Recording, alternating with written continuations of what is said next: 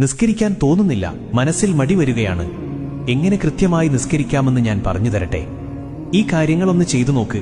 ഇൻഷാ അല്ലാഹ് നിസ്കരിക്കാനുള്ള മടി നമ്മിൽ നിന്നില്ലാണ്ടാവും. 1. ബാങ്ക് കൊടുക്കുന്ന സമയം നമ്മൾക്ക് തോന്നും ഇനിയിപ്പോ നിസ്കാരം പിന്നെ ആക്കാമെന്ന്. ആ ചിന്ത വരാതെ നോക്കുക. അങ്ങനെ വന്നാൽ ഉറപ്പിക്കുക ശൈത്താൻ നമ്മെ പിഴപ്പിച്ചുകൊണ്ടിരിക്കുന്നു എന്ന്. 2.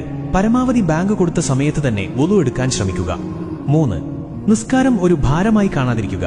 കാരണം നാളെ നമ്മുടെ ഖബറിലെ കൂട്ടുകാരൻ നിസ്കാരമാണ്. പിണക്കി വിട്ടാൽ ഖബറിലൊന്ന് തിരിഞ്ഞു നോക്കാൻ നിന്റെ കൂടെ നടക്കുന്ന ആരും കാണൂല, അതോർക്കുക. 4. സ്വർഗത്തിന്റെ താക്കോൽ നിസ്കാരമാണ് എന്ന് റസൂലോര് തന്നെ പറഞ്ഞതാ. അതെപ്പോഴും ഓർമ്മയിലുണ്ടാവുക. അതിനർത്ഥം ആ താക്കോൽ ഇവിടെ നിന്ന് കരസ്ഥമാക്കാത്തവർ സ്വർഗം മോഹിക്കേണ്ട. 5. കുറച്ചു കഴിഞ്ഞു നിസ്കരിക്കാം എന്ന് തോന്നുന്ന സമയം ഖബർ, മഹ്ശറ, വിചാരണ ദിവസം, സിറാത്ത്, നരകം, ഈ സ്ഥലത്തൊക്കെ നമ്മൾ ഒറ്റക്കാണ് എന്ന ബോധം എപ്പോഴും മനസ്സിലുണ്ടാവുക. 6.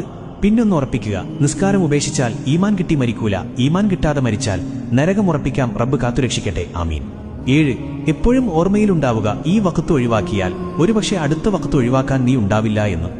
നിസ്കാരം ഒഴിവാക്കുന്നവർക്ക് ആയുസ് കുറയും, ദാഹിച്ചു മരിക്കും, ഖബറിൽ തീ നിറക്കപ്പെടും, സ്വർഗത്തിന്റെ വാസന പോലും കിട്ടില്ല. 8.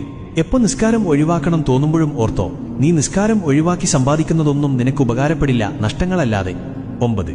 റബ്ബിനോട് ഇടക്ക് ദുആ ചെയ്യുക, മനസ്സ് നന്നാക്കി തരാനും നിസ്കാരത്തിൽ കൂടുതൽ ശ്രദ്ധ കിട്ടാനും. 10. ആയത്തുൽ കുർസി ഓതുക. ഇപ്പൊ നിസ്കരിക്കണ്ട, പിന്നെ നിസ്കരിക്കാമെന്ന് തോന്നുന്ന സമയമൊക്കെ ശൈത്താന്റെ കെണിയിൽ നിന്നും രക്ഷിക്കും. 11. എപ്പോഴും ഓർക്കുക, നിസ്കാരം അത് ഏതൊരു കാര്യത്തിന്റെയും അടിത്തറയാണ്.